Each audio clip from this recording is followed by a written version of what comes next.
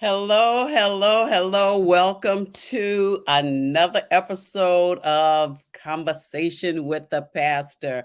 I am so looking forward to our special guest today. Things happen, and I'm telling you, sometimes I just don't know what's going on. Here we were 10 minutes out, getting ready to start the show. And what happens? The internet goes out. And I'm like, oh my God, we got to do the show. I'm going to do the show. I've already got the word out. What am I going to do? But I can tell you something, patience. That's what it's all about, patience.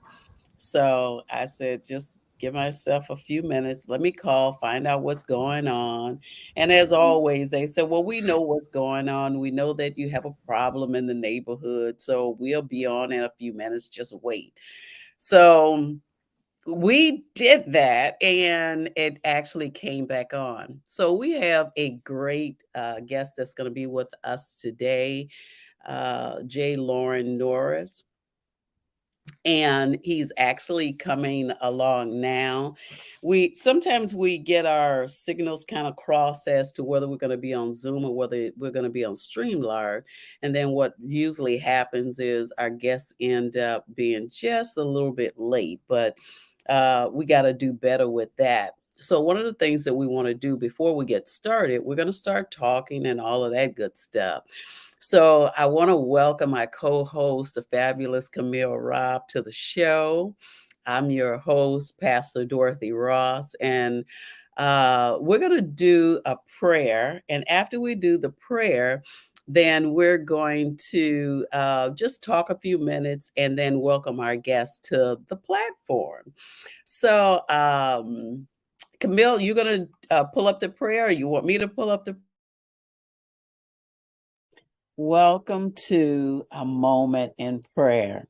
And as we pray, may our thoughts and our words be filled with hope, compassion, love, and kindness. If you would, I ask you to bow your head in prayer. Remember that I'm reading some prayers that have also been sent to me. So today's prayer is by Ryan Laurel Ross. Dear God, teach me how I should be in my relationship with you. I need you to give me wisdom and understanding on how to love others as well. You are my strength and redeemer. Would you please show me how, when, and where to place boundaries in my relationship? I believe you are my healer, and I trust you to guard my heart and my mind. I need you, Lord, to guide me in interacting with my partner you have blessed me with. I want to love with a pure heart and a good conscience and a sincere faith. I forgive others for hurting me and ask that they will forgive me for what I have done. I will show my love for others courageously. Fill me with your truth and compel me to tell the truth with love fearlessly. Let your perfect love cast out all of my fears related to relationships. I surrender to you what our relationship should be, Lord. Please transform it so that it honors you. In your son, Jesus' name, I pray. Amen. I want to thank Ryan Laurel Ross for that prayer. And as always, I want to thank you for joining me in a moment of prayer. May your life be renewed, your love for God and others be refreshed, and your lives be rebuilt according to your needs and your desires. God bless you all, and I'll see you on the next moment in prayer. Wow, that prayer is so timely, and it's timely because the fabulous Camille and myself, we're getting ready to travel on Monday, so we're headed to Sri Lanka, and knowing how to love on God's people and how to be the best leaders that we can be, so that people look at us, and when they look at us, they see the characteristics of God and how we should people, how we should talk to people. So it is just so on time. So we're going to get started with our show. I'm excited to welcome our guest to the platform. And as we welcome him to the platform, we're also going to make sure that we tell you just a little bit about him. So we're going to welcome Loren Norris to the platform. How are you today? I'm well, thank you. How are you? I'm doing great, doing great. So let me read a little short script about Mr. Norris. He's a John Maxwell certified coach and speaker. Loren Norris applies life and research to teach practical leadership lessons through superpowers.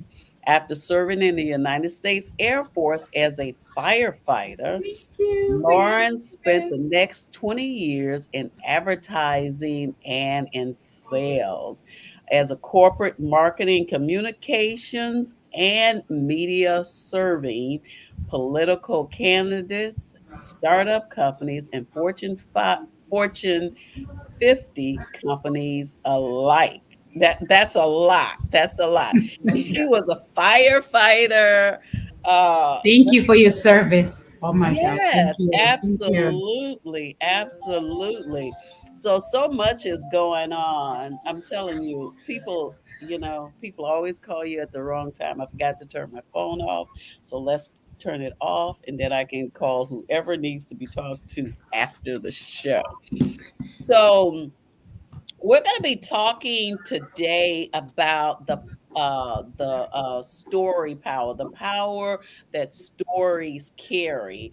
And I know that stories have a way of shaping our lives and letting us see things that sometimes we didn't know was there. But I'm going to give uh, Jay Norris a chance to kind of share with us who he is, what he's doing now, and what he's going to be sharing with us. I mean, I'm excited to hear some of the stories that he's going to share with us. So I'm going to turn the mic over to you.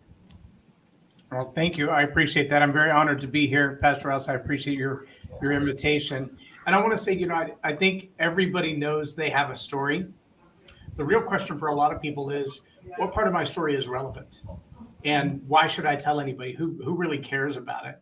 And many people would even say, especially in the faith, they would say, well, I don't have a dramatic testimony. I didn't survive anything cataclysmic. I didn't have a great disaster or horrible relationships in my life. And so, my story is kind of blah. Why would I bother to tell it? But the reality is that the greatest power that we have to overcome tyranny is the story that we tell of the personal freedom that we've experienced in our own lifetime.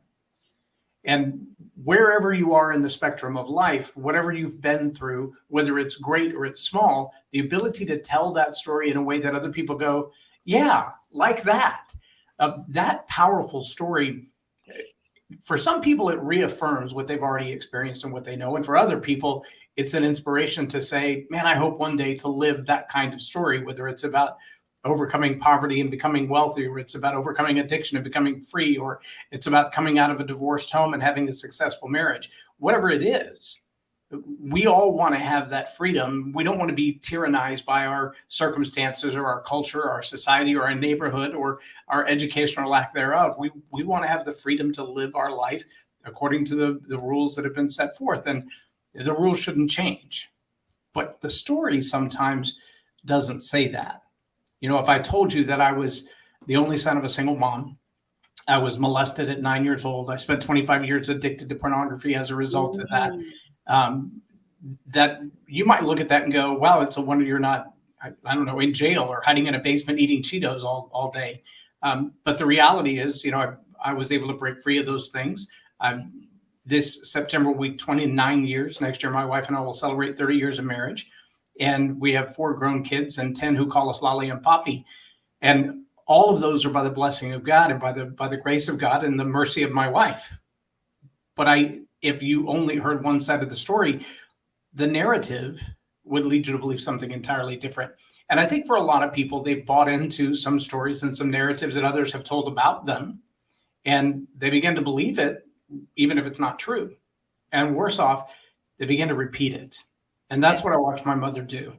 After dropping out of high school, she didn't go back to college until she was 50 years old.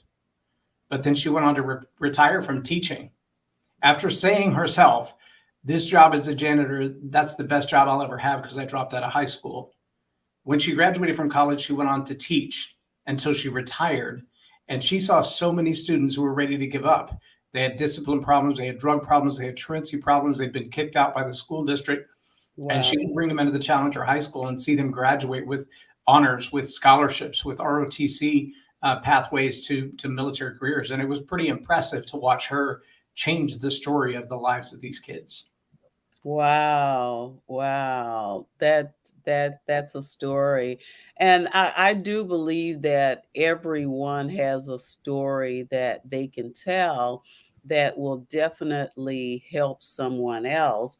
And it'll also cause other people to dig deep into their own stories. I know I often tell a story about being in debt. And I was asked to speak a couple of weeks ago at an event, and I told that story. I told them what I did to get out of debt and how long it took me, and people were really excited about it. And a lot of people came up to me afterwards, and they wanted to know if I had a course that I could actually walk them through the process as well. So our stories mean a lot. It's almost like testimonies, you know. Yeah. Even though we go through them, they're meant for us to share to help someone else.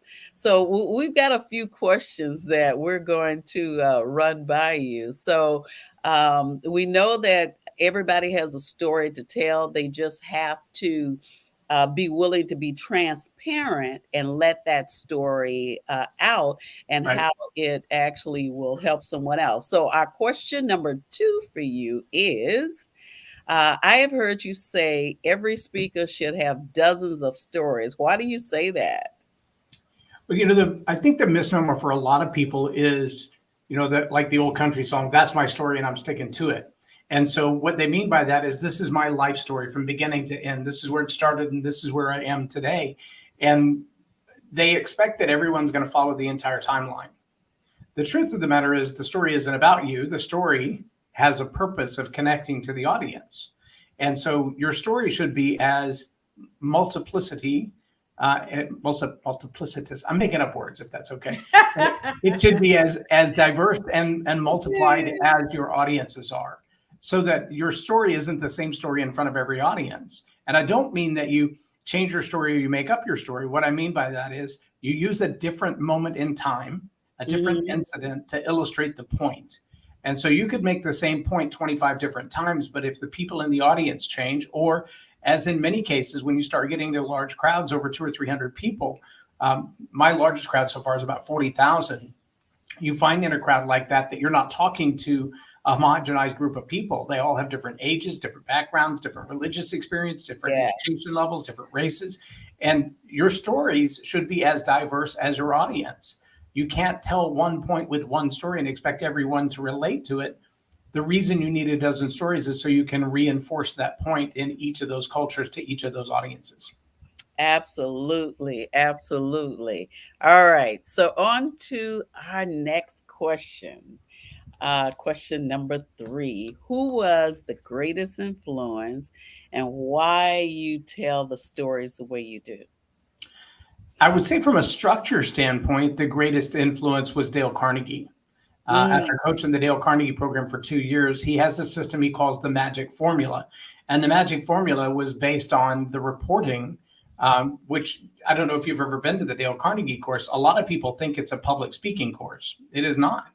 It's about personal growth. It's Yeah. about becoming a better person.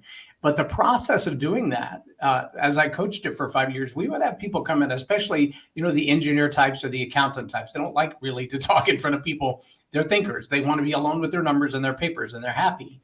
But the process of growth through the Dale Carnegie program insisted that every time you come to class, you give a 2-minute report on the lessons that you learned last time. You actually go home with homework, and you have to come back and tell us how you did. The magic formula of a 2-minute talk was exactly the format that was required to be able to deliver that report in the Dale Carnegie course.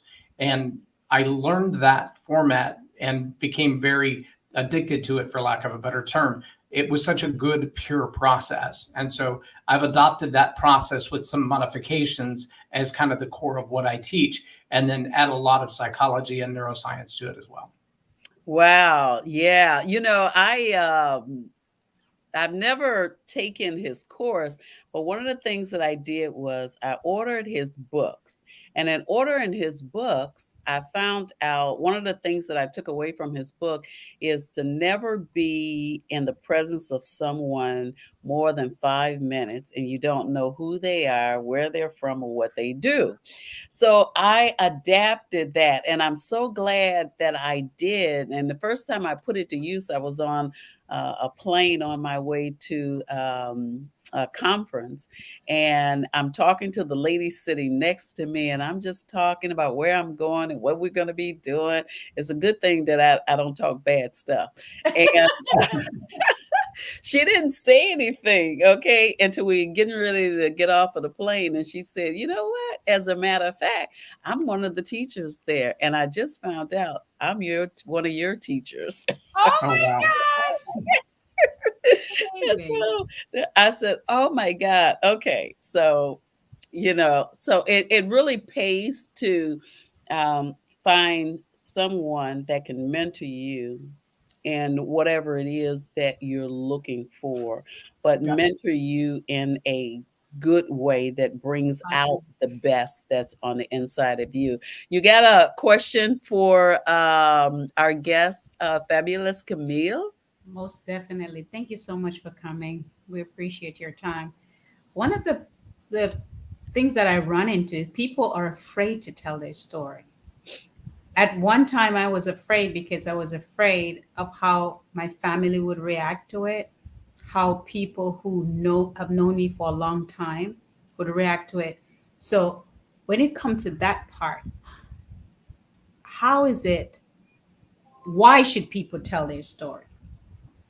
Well, so I want to delineate, there are a lot of people that feel like their story, their full life testimony, their memoir is what's important to tell. And I tell people in step 1 of the story power process, when you're crafting your story, make it a memorable moment and not a memoir.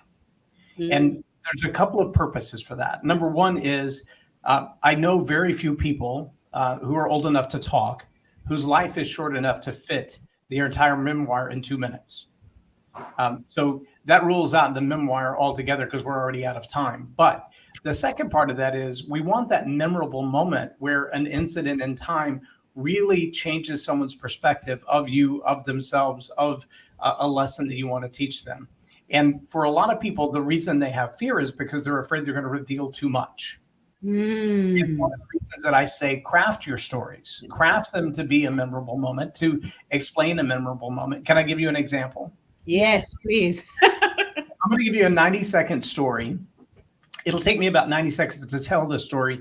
The whole event that I'm going to tell you the story about is all about observation. It's all about, as Pastor said, paying attention to the people around you, speaking in the terms of the other person's interests. Okay. So that's kind of the framework. Here's the story. I pulled up to the gas pump and I'm filling up my SUV. That takes a minute. And as I'm watching the numbers get larger and larger and closer to a mortgage, then I get a tank of gas. This little minivan pulls up on the other side.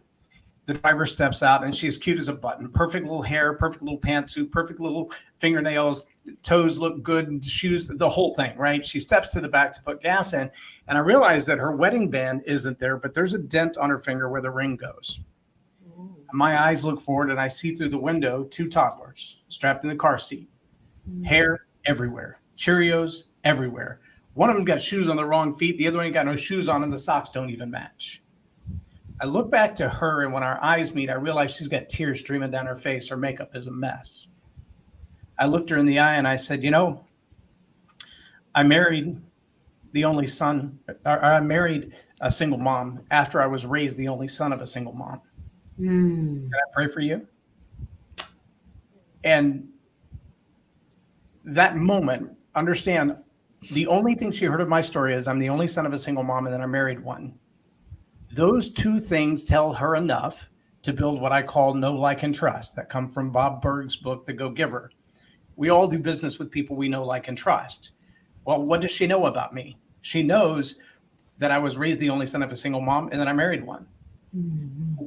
She doesn't have to like me enough to say, hey, let's go have dinner or anything. It's not about that, but it's about our similarity, our common ground. That's what like is about.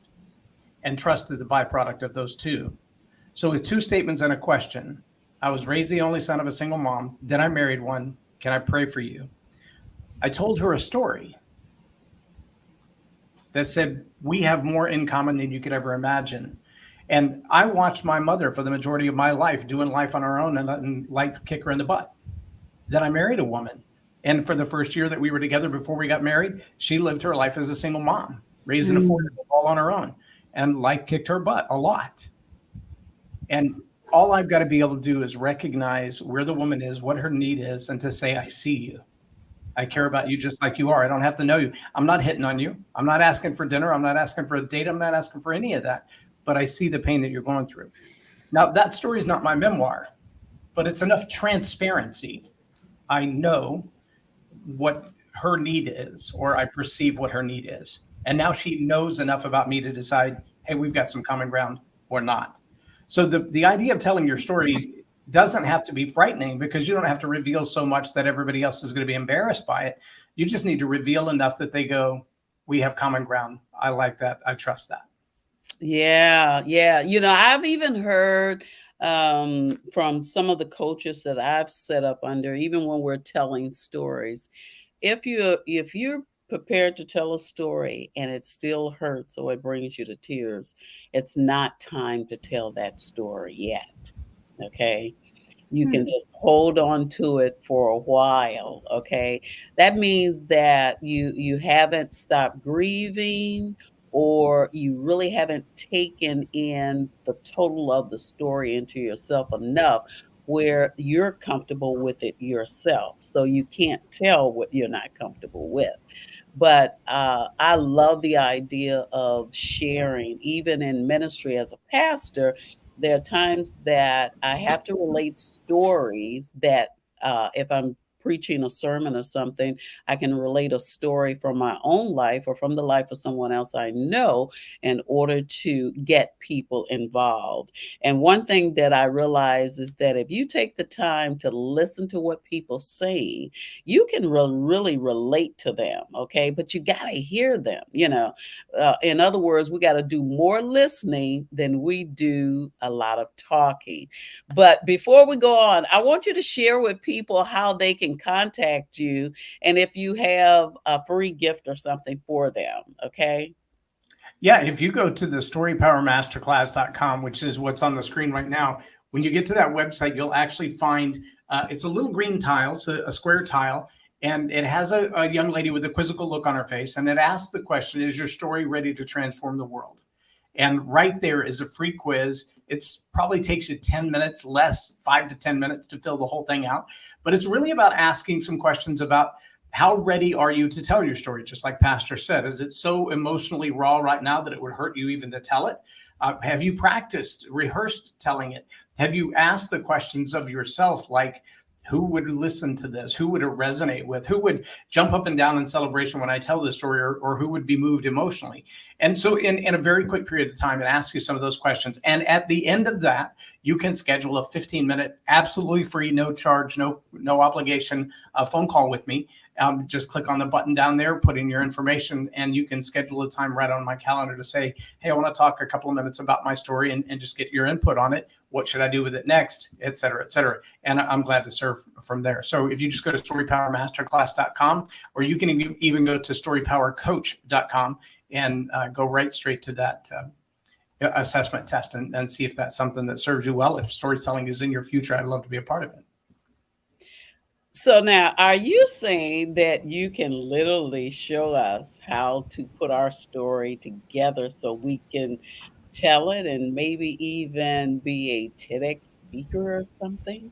No, so yes, and well, let me qualify that a little bit. So one of the things that I find about TED, the TED Talks and the TEDx Talks, is that there are some of those that are directly life stories. This is what I experienced, this is what I went through. A perfect example, I believe Daniel Amen's first arrival on the scene, very much like Simon Sinek's.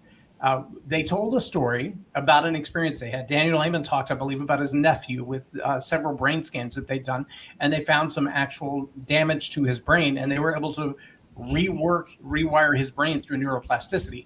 Now that's a high-level talk, but that's powerful stuff. Yes, he used a real-life story from his own life and his own relationships to relay that talk, but that talk has a whole lot more meat on the bones than your average memoir.